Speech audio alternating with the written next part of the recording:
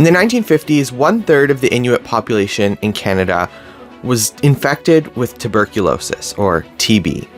This was the peak of not only infection of TB in Indigenous populations in Canada, but Canada as a whole, and the peak of hospitalization for Inuit patients. Indeed, in the 1950s, 7 to 10% of Inuit populations in Canada who were infected with tuberculosis were sent away to sanatoria far from their homes. They were in the Arctic, the sanatoria were in southern Canada. And in the 1950s, mortality rates among Inuit populations infected with tuberculosis were nearly 30 times higher than in non-Inuit populations in Canada. So let me get this right. Inuit populations in Canada, an Indigenous population, were infected with a disease. They had mass infections across Canada. They were separated from their families and they were sent away far from their homes. Yet nobody knows about this. How do I know that nobody knows about this?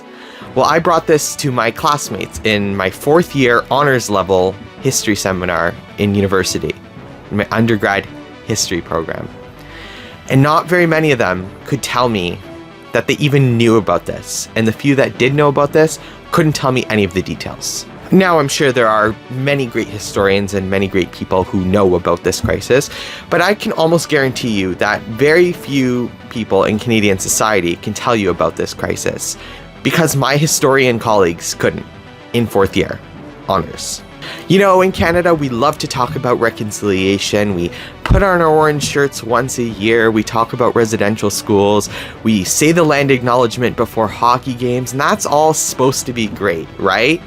Yes, this is important for our reconciliation efforts, but I just say this is just one part of a broader pattern of our history with Indigenous peoples in this country that speaks to the selective memory our country has about what types of events that we remember and what types of histories we remember.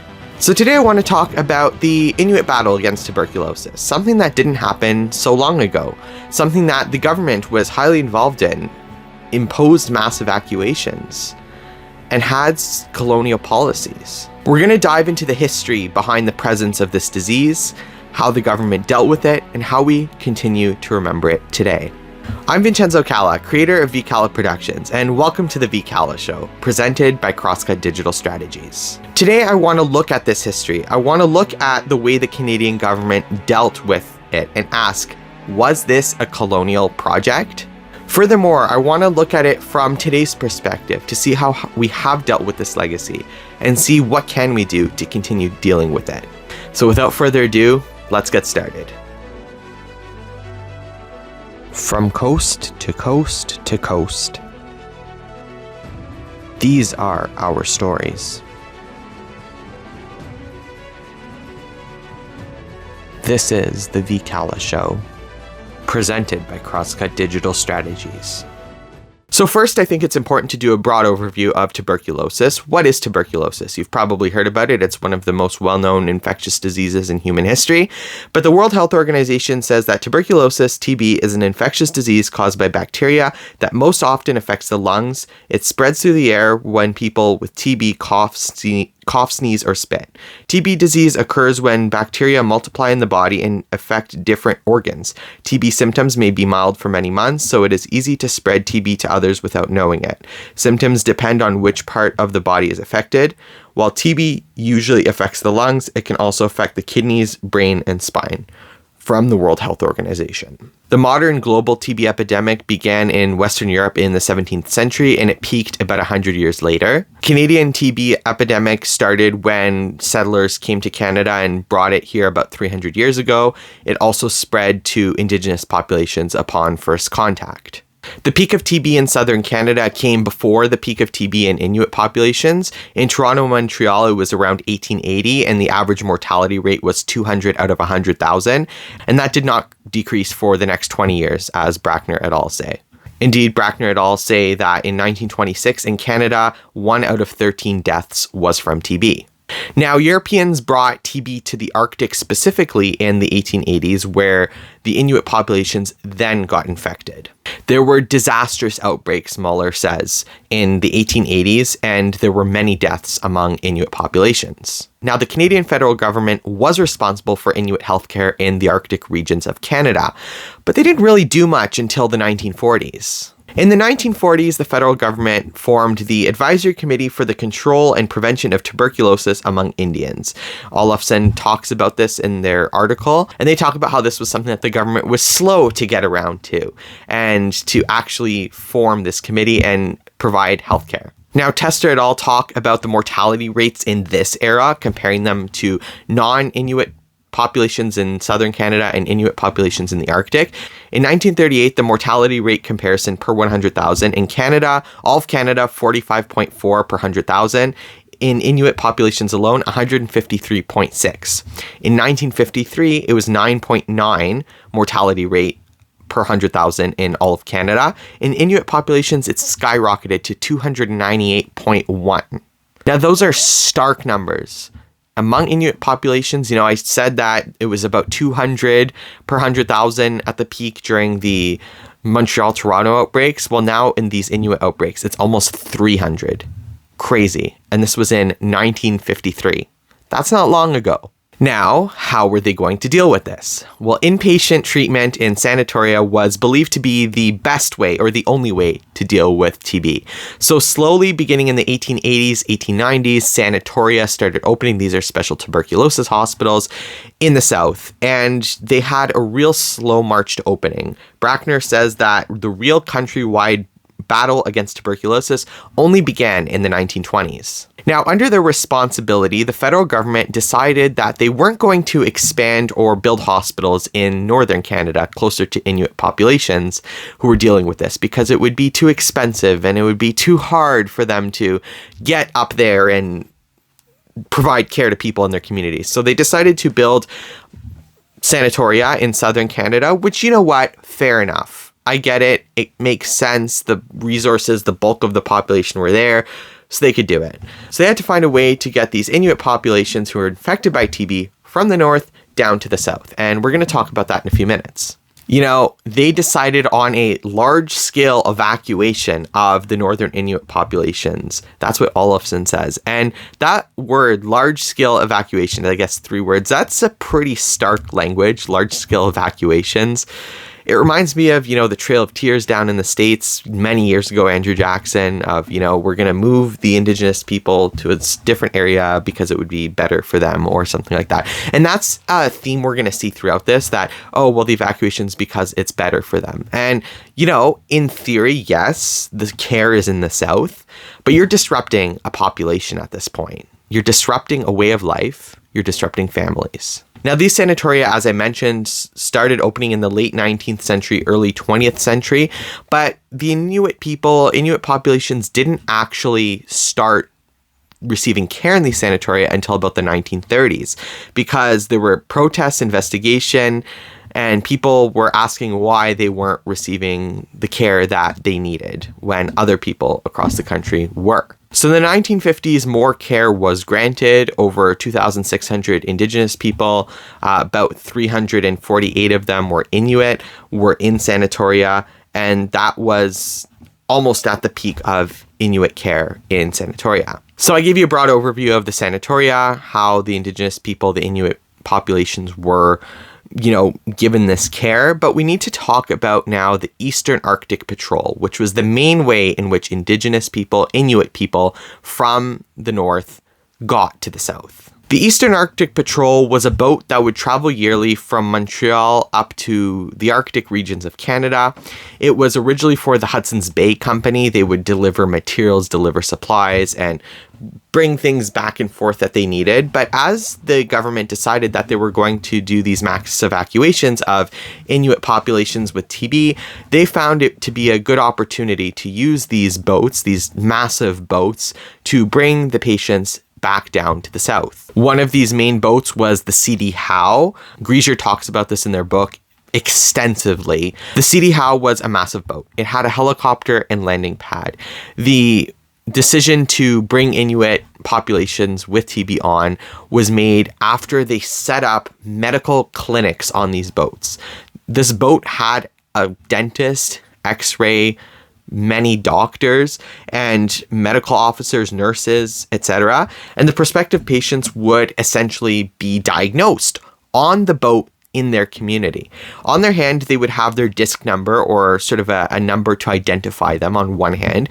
On their other hand, they would visit each different medical professional and they would have the letter on their hand representing that they did that. So first was X, X-ray. Next was P, which was a physician. Next was D, which was a dentist. And last was I, an immunization. So if they were not diagnosed with TB, they would have an arrow written on their hand under those letters, which meant they got to go home. And if they were diagnosed, they would have TB written on their hand. And that meant that they were diagnosed with tuberculosis and they were to be sent south. Now, this was frightening for many patients. They didn't know what was going on. Many of the crew members spoke English and the Inuit population spoke Inuktitut, so there was no communication there. That's something that we're going to keep seeing over the course of this story, I guess. And they were confused. Many went without question because they saw these people as authority figures and decided to follow them and really saw they had no choice. Now, a lot of them didn't have, really none of them had no opportunity to say goodbye to their family, to make plans to take anything with them. They went on the boat, they were diagnosed, and they stayed on the boat. They didn't get to say goodbye or make any arrangements. And many of these people were mothers, fathers. They had responsibilities at home, sewing, hunting, fishing, and they were leaving their families behind. They were an important part of that life that was disrupted. Now, there were 36 beds in double and triple bunks in the boat for the populations going south. They were fed, not very well, but they were fed. It would be a many days journey. But over time, as more and more populations were brought to the south, they started packing them in. At one point, Grieser talks about how there were up to 83 passengers on board, and they would sleep on mattresses on the ground. Now, something really unfortunate is many of these populations who were on the boat saw this as a death sentence, essentially, because they had heard about people who died when they went to the sanatoria. They just didn't hear about people at all who went, so a lot of them felt that this was a death sentence, and it was a really scary thing. Put yourself in their shoes. One day you're sitting at home, you're told medical professionals from the government are here, you go on a boat, you're diagnosed with TB, you don't see your family again, you just are told to stay on the boat, and then you're brought to this faraway land that you've never been to ever before. Now, they would be brought on the boat, many days journey to the south, and then they would get off of the boat and brought on a plane or a train to the sanatoria. One of them we're going to talk about is the Mountain Sanatorium, one of the main ones that historians talk about. That was in Hamilton, so far away from what we now know as Nunavut, back then the Northwest Territories. So before talking about the experiences of the sanatoria, which could be a little subjective and something we can talk about and debate about, I want to present the facts about these sanatoria that the patients would be going to. So the average stay length for patients in these hospitals was 562 days. Brackner et al. Talk about how sanatorium isolation, as I mentioned, was the main way in which they would be healed. Really mind-numbing because you're just sitting in bed all day, lying in bed all day. But that was the way that treatment was given back then. You know, these isolations did achieve low levels of tuberculosis overall, and many people were healed in their time there. There were long waiting lists. People were waiting to get there. They were waiting to bring patients there to be treated. And then by 1980, the 50 sanatoria were closed and no longer needed. Now, arriving to the sanatoria was very eye-opening, as I mentioned. This was a land far away for Inuit populations. They lived in the north, in the cold, sleeping in igloos. That was their life. So you're brought to this place with trees and concrete buildings. You know, Olafson talks about this, and a few of the authors talk about this that I consulted, how they're brought to this place that's so big, they have never seen it. They don't know. So imagine you're sick, and then all these other things you were taken away, and then now you're brought to this weird place and told, okay, you're living here. And then they would be given, on their arrival, hot food. So that would have been nice. They were given soup, tea, fish, things that they would have been familiar with. They were assessed again. They were given tub baths. Grieser talks about how this was new to them. They had never taken a tub bath. So you have all these weird experiences. And then you got to keep in mind that these patients only know Inuktitut. And these doctors and medical professionals and nurses only know English. So there's a language barrier there. They're just communicating through actions, I guess. Then they were separated into different units. The few mothers that did bring their babies with them, then they were separated, which would have been really hard. So you're talking about separation upon separation upon separation. Separation in the community, separation on the travel, and then separation in the hospitals. Add in all of these new experiences, these differences. That is really, really hard to go through. Now, prior to the widespread use of antibiotics in the 1940s, the treatment was pretty much just bed rest. In 1944, Dr. Selman Waxman announced the discovery of streptomycin, which was the beginning of chemotherapy era for tuberculosis, which was to become an important treatment later on.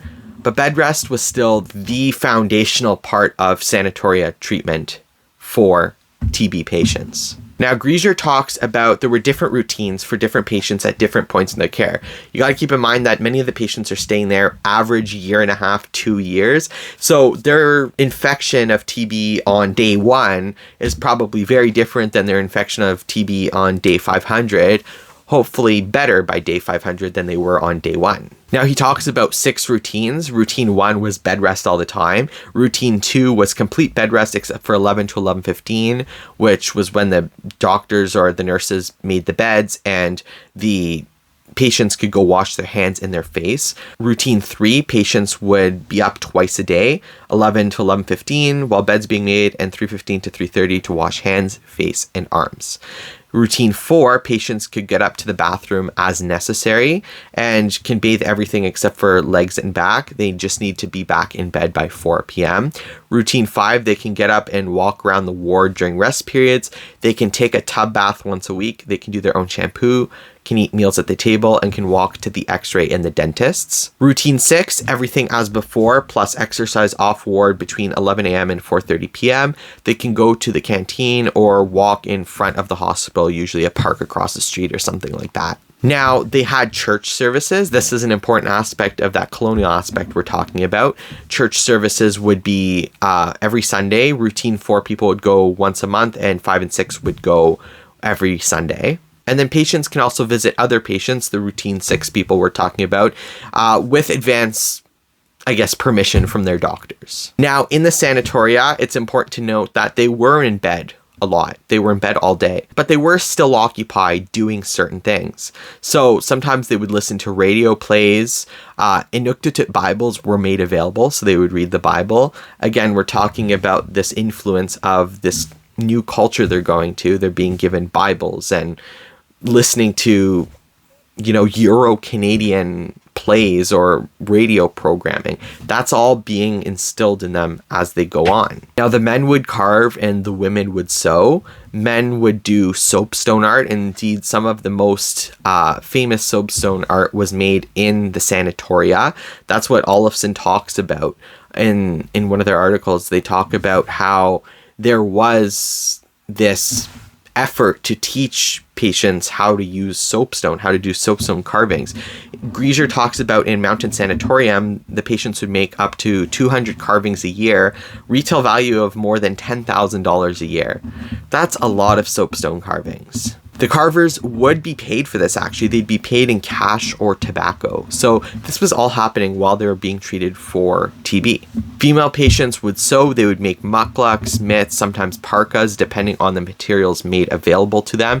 People would donate furs and other materials for them to be able to do this. Grieser also talks about how there were other activities like weekly cooking classes were established. Many patients would also do arts and entertainments. They would learn music, they would learn how to act, and sometimes put on performances around Christmas or Thanksgiving. There were also church services beyond those in person. There were also Anglican and Roman Catholic church services made available on the radio, and missionaries would also go visit. Education was also important. There was education for children and for adults in the sanatoria. Many people would be taught how to speak English or French, reading, writing, talking. That was something taught to them. Indian Affairs would send teachers for various skills. So you had some that would go and teach carving, knitting, elementary subjects. At some point, there was grade 1 to 10 education made available for children. The aim was for them to have a more fulsome elementary education, as Grieser talks about. And for adults, the goal was basically to make them learn how to speak English and develop skills to continue to work after being discharged one day. And the CBC actually worked with the sanatoria to adapt radio programs to be educational for the patients. Now, the return home was not easy. The return home for patients was very difficult because, they were taken away and they were away for a lot of the time, up to 2 years. Some, it was easy for them to go home. They had their family, they were excited to reunite and all that. But for a lot of them, it wasn't easy. This was because a lot of the time, the Inuktitut language and Inuit habits and ways of living were lost in that life. In the hospital, the sanatoria, they adapted to new ways of doing things, and a lot of that was lost. A lot of those core skills were lost, especially for the young people who didn't learn the skills of how to live in the North and to provide for themselves in the North. That was a devastating impact of living in a hospital, sanatoria, way far away from the North in a different climate. You were not ready for the life you were born to have. Now, health and welfare departments of the government were responsible for the return. Now, something really devastating to hear about was that a lot of the children specifically were sent back to the wrong communities. That was really difficult for me to read about, this fact that, we're talking about. They're taken from their communities. They're sent to the South. They stay there for 2 years, away from their families. And then at the end, they're told, okay, you're ready to go back home. And then they send you to the wrong place. Like, that is crazy to read about. A lot of the time, the families of the patients were unaware that their family members were coming home. So imagine, I know they didn't have doorbells, but think about it nowadays. So your family's taken away 2 years ago. You haven't heard from them. You don't know what's going on. Sometimes you exchange letters. We'll talk about letters later, but you don't really know what's going on. You had to adapt to this new life. And then imagine in your house that all happened. And then you just hear ding dong and it's your grandma or uncle or aunt or sister or brother. You're overjoyed that they're back, but you didn't know that they were coming back. There's a lot shocking about that. Imagine, you're not ready for that. Now, the other thing that is particularly interesting is that a lot of the patients were not sent back with the proper clothing. They were living in the South where it was warmer, and they were sent back to the North where they didn't have the proper clothing. For children who had been at the sanatoria for years, like I mentioned, it was especially difficult because a lot of them lost the language, a lot of them lost the skills, and they were used to the people there and they made friends and that sort of thing. So going back was hard. And also there were some children who their families were no longer alive. Maybe they were in sanatoria to other circumstances. So they didn't have a family to go to. So they were put into foster care. And if you know anything about foster care, you know that that can just open up a whole other can of worms. We also have to talk about the deaths. Many patients died in the sanatoria, especially early on, and Northern Affairs tried to get in contact with their home communities and their families as they could, but that wasn't always possible, especially in some of the most remote northern communities. In the cases where many of the patients died and had no family that they could be in contact with, they were buried in pauper cemeteries, in some of the, cemeteries that the government, the Northern Affairs would take care of that at their expense. Grieser talks about that, and it's just devastating to hear. Now, I want to quickly return to our main question of, was this a colonial project? Through these actions, it pretty much looked like it was. The authors, Olafson and all, argue that these skills they gained were supplementary skills. These Euro-Canadian skills I discussed were supplementary skills, and that it overall had no influence on their self-perception as Inuit. The other evidence we talked about says otherwise. It fundamentally changed their lives. I talked about how it fundamentally changed their lives. I argue that this was a highly structured, methodical project with deep considerations. We saw everything was considered. From the diagnoses, they had this intense, very well-structured doctor, x-ray, dentist, physician immunization. Then they were transported on a boat and then transferred to a plane or a train. The hospital was well set up. Everything was coordinated. Everything was structured. In addition, everything that the patients did were surrounded by, Euro-Canadian culture and influence, whether it be the radio programs they were listening to, the Bibles they were reading. This was all part of it. And they had no choice but to accept it because there wasn't anything else to do. If they were playing the radio and you're lying in bed, you can't not listen to it, right? If they make you go to church on Sunday, you're going to do it because you have no other choice. You know, through my research and through some of the letters we're going to look at soon, the patients seemed grateful to the staff. You know, they said that the staff was very lovely, and that's probably the case in many cases. You know, the staff maybe was very lovely and very helpful and doing the best that they could under the circumstances they were operating in, you know, not knowing the language and all that sort of thing that we discussed. But that doesn't excuse the fact that many patients were still very uncomfortable and had bad, sometimes harsh experiences under the guise that it was what was best for them.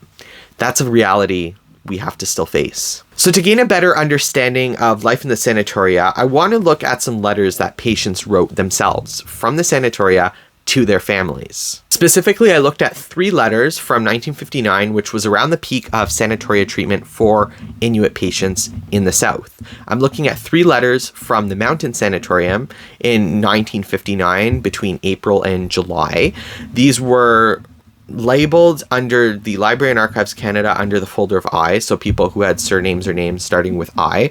Library and Archives Canada, it took a lot of digging, took me about a month to find them. They were very helpful though, thank you to Library and Archives Canada. Very helpful staff who finally helped me gain access to some of these letters. Now, these were not the original written letters. The original letters were written in Inuktitut, but they were translated by the Department of Northern Affairs National Resources Northern Welfare Service, filed under Eskimo Correspondence Record at Library and Archives Canada. They were typed up in a briefing document with boxes for an identifier with their name and disc number, the date received, home address if applicable, present address, which was the sanatorium they were in, comments, the translated text, who the translator was, action required or taken, and any follow-up messages that they would have needed.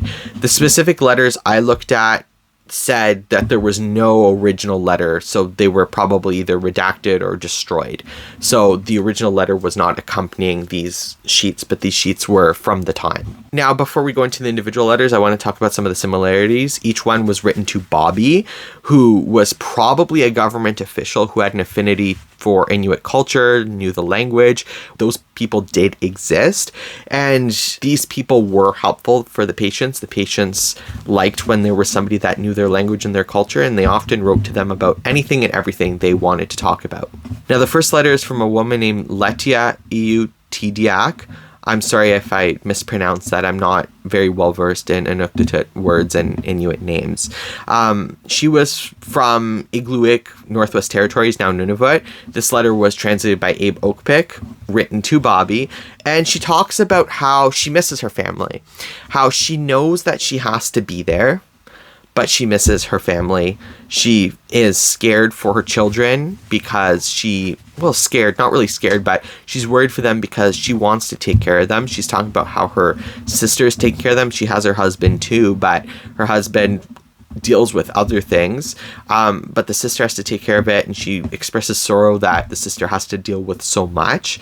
She says that she feels like crying when she thinks about her children. Now, an interesting line is that she said that God can do anything if he can help us. He will help those that need him.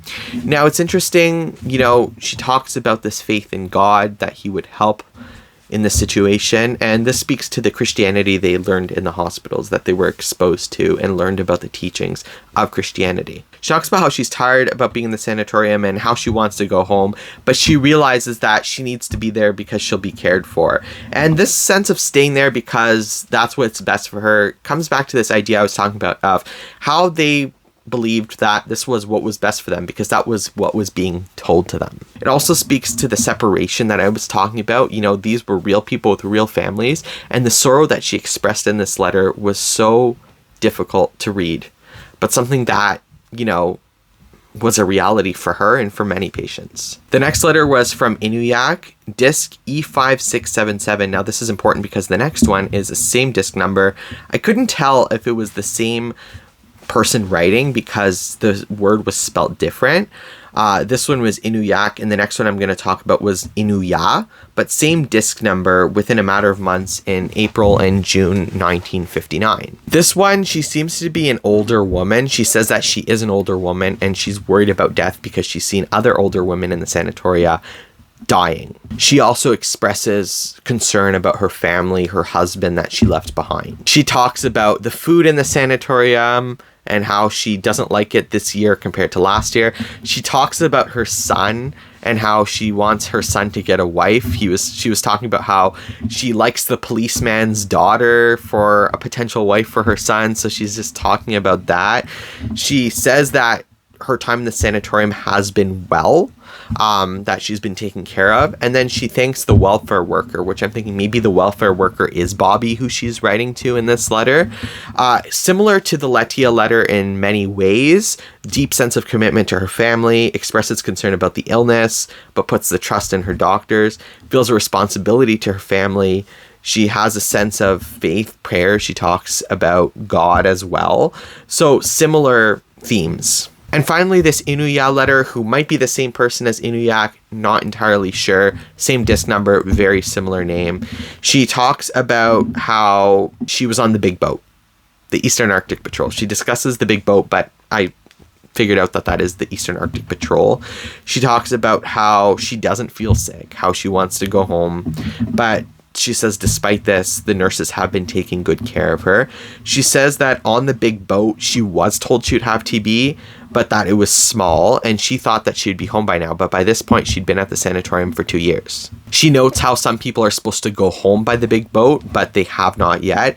And then she said that she has heard a bit from her family, from her home community, but she hasn't heard a lot, and she wants to hear more letters. She asks Bobby to speak to her family or help her get in contact with them. Now, this one, the way it reads this was probably the most devastating letter I read. This one felt more like a cry out into the void.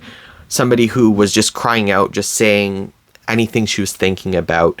There were similar ideas of wanting to support her family, but then she was talking about those themes of she doesn't feel sick, she doesn't want to be sick, she doesn't feel sick. Her talk about the big boat is actually particularly interesting because it gives the insight into the Eastern Arctic Patrol and how they diagnose them and how many of the people are feeling. You know, some of the work I was looking at, some of the scholarship talks about how many of the patients were not feeling sick. You know, tuberculosis often appears in tests before they actually feel it.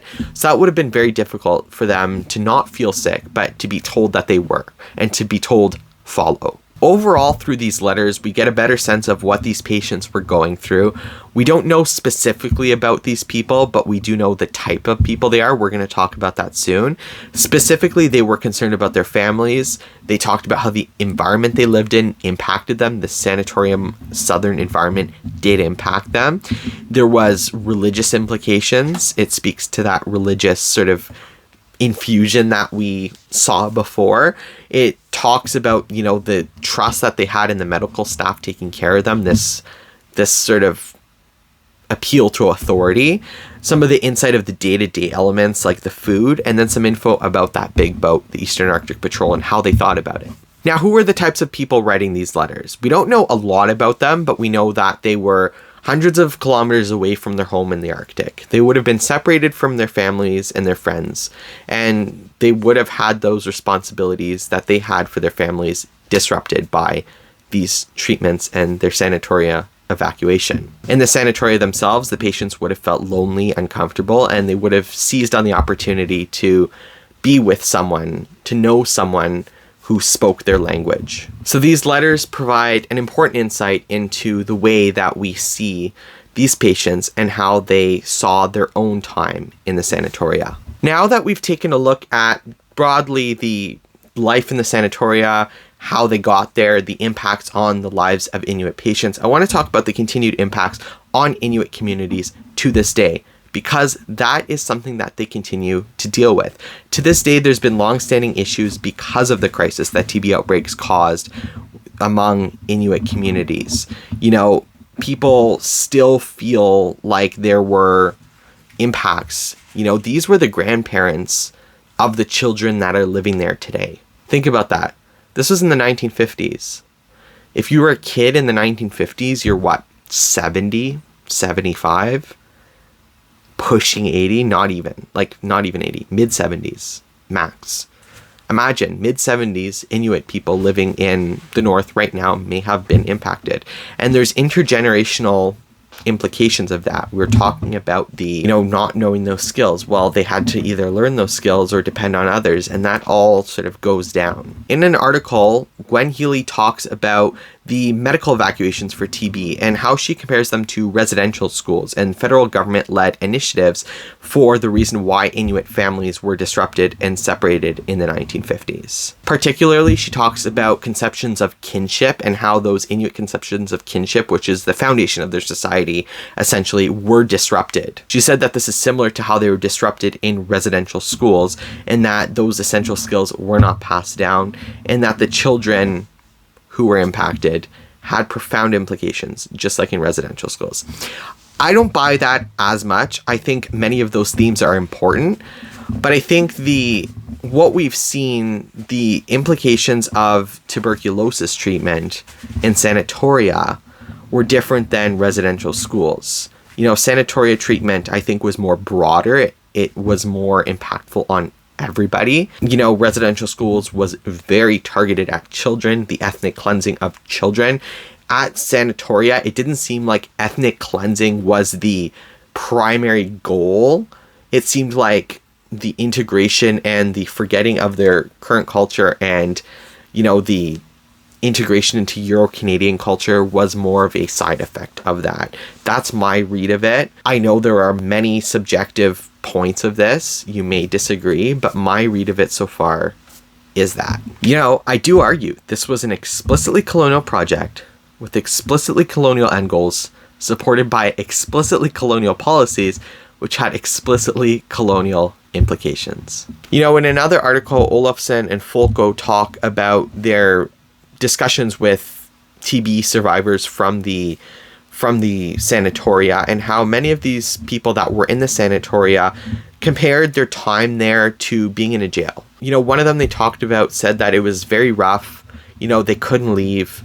How many of the patients sometimes, one of them was a little kid who was there when he was a little kid, now older, an Inuit elder, but they talked about how there were bullying from other teenagers who were there. So this was something very difficult to go through, and being forced to stay there would not have been easy. The authors also note how the patients were at the mercy of their doctors, essentially. They were at the mercies of their doctors for anything. And if they wanted to leave, they couldn't leave until they were told they could leave. They couldn't get up unless they were told they could get up. So this is a very structured way of making sure that these patients were doing what they were told. Now, finally, I want to turn to how we view this today and how we deal with this legacy. In 2019, Justin Trudeau went up and he made an official apology for the federal government's treatment in the Inuit evacuations for the sanatoria treatment during the TB crisis. He issued his deepest apologies, and he talked about how he wanted to do more, and it was more than just an apology. Trudeau was really good at going out on stage during his term and issuing apologies and going out there and saying, we're sorry for this crisis, we're sorry for our role in this. And, that is an important role of a prime minister. Justin Trudeau, especially his first term, was very much marked by that sort of action. The way he did it, I didn't like he went up there and then he was wiping away tears and stuff. I can't help but feel that was performative sometimes, but that's the politics of it, and I don't want to get too deep into the politics of that. But anyway, Justin Trudeau went up, he issued an apology, he made a commitment to saying that we need to do more, and I think that is something agreeable. This was a crisis, this was something that not a lot of us talk about, not a lot of us know about it, and that is something that needed to be done more. And one of the things that came of that apology was called the Nunillavut Initiative. Nunillavut means let us find them. That is in Inuktitut, the Inuit language. And this was a collaboration between the federal government, the Inuvialuit Regional Corporation, and the Inuit TB. This was a shared venture between these to help families who were grieving, who never knew about their children, about their mother, about their father, who was sent away. They never knew what happened to them. they died. And they never officially were informed of that. They never had their body. They couldn't bury them. Tragic circumstances. And this initiative, formed after that apology, aimed to help give closure in a way. This initiative is focused around 5 key areas of the country where they are doing research into the people that died. They're reaching out to the families of the people who died if they can find them, giving them closure. They're helping them do individual ceremonies, helping them find the graves and maybe travel to the graves if possible, and giving them the mental health and cultural appropriate care that they need to help find this closure. I think this is a really good initiative. It helps provide closure to those families, and it helps them, in a way, figure out what did happen to their family members. Grieger, in his book, talks about some of the other things that various governments have done. This was a bit older, talking about the 80s and 90s, talking about how the government of the Northwest Territories also set up a similar initiative. He talks about how memorials have been going up in areas where there were unmarked graves of those who died from tuberculosis and were buried. And he talks about the attempts to personalize the grave sites of patients whose records could be found. Many of these records were destroyed upon the closure of these hospitals, so it has been hard, but they have been able to find many other records, and they're trying their best to match those records with the patients and match those patients with their families. So returning to my sort of question, nobody knows about this. So what can we do about it? I want to conclude on this point because as a historian, I'm about to graduate 4th year university, learning about all sorts of history, especially in Canada. Like I said, we know a lot about residential schools, and we know a lot about that aspect of our troubled history with Indigenous peoples. But I feel like a more fulsome conversation is needed. I feel like the problem with the way we've been going about it with Canada, it's been great that we know about it, but I feel it risks becoming too one-dimensional. That people feel like, oh, yeah, orange shirt day, putting on my orange shirt. I know about residential schools. I know about the struggles that my country had with Indigenous peoples. That's my responsibility. I feel like it's really easy to fall into that. And, it might be hard to say, where do we draw the line? We're going to keep going and honor every single death day of every single person. I've seen that before online and it sucks. Just stop. Don't do that. Just be better. But, there are some concerns about, where are we going to draw the line on what do we learn about? And that's an important conversation for another day. But my point is that there's so much more in this country that we don't know about because we are just not taught about it. It's not our fault that we don't know about the Inuit TB crisis and the mass evacuations.